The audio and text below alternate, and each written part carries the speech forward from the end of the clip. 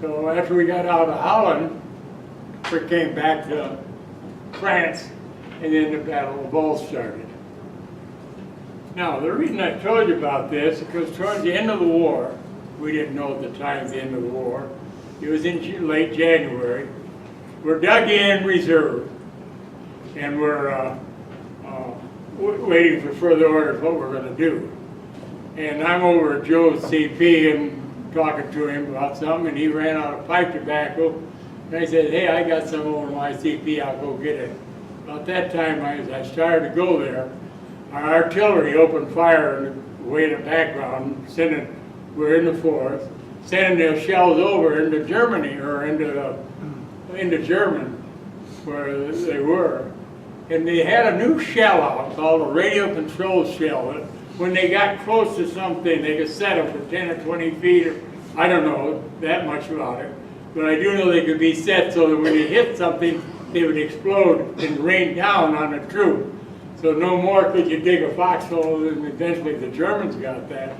Could you dig a foxhole straight down and be safe? You had to dig down and then dig in like an L shape to protect yourself. But anyway, just as I turned to go back to my CP, evidently one of those didn't have mass clearance. And one of these trees set it off. When it did, the shrapnel came down and killed Joe.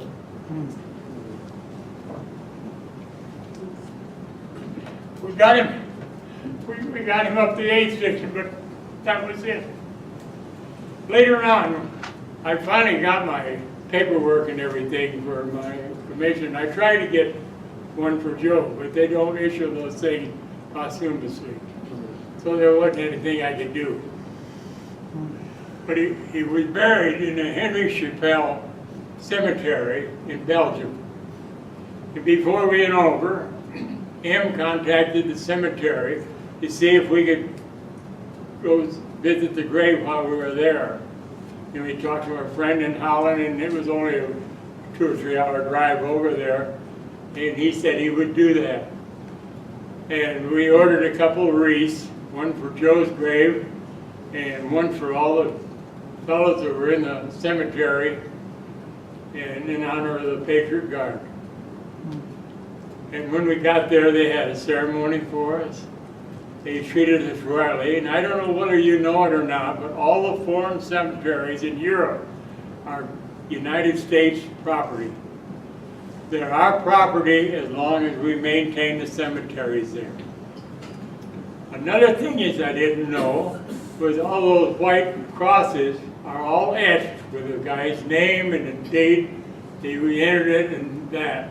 And I didn't know that. But what they do when you come and visit, like we did, they bring up sand from Omaha Beach in France, mix it with water, make mud, and put it on this cross, and it brings out those names just beautifully.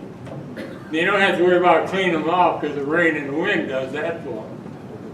So that's quite a deal. Another thing I'd like to tell you, that in the same cemetery is a gentleman buried, and I have to read this because I can't. His name is William H. Nellis.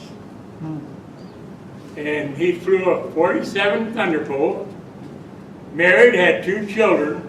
He flew 69 missions in Europe, shot down twice, surviving each crash and making his way back to the Allied line.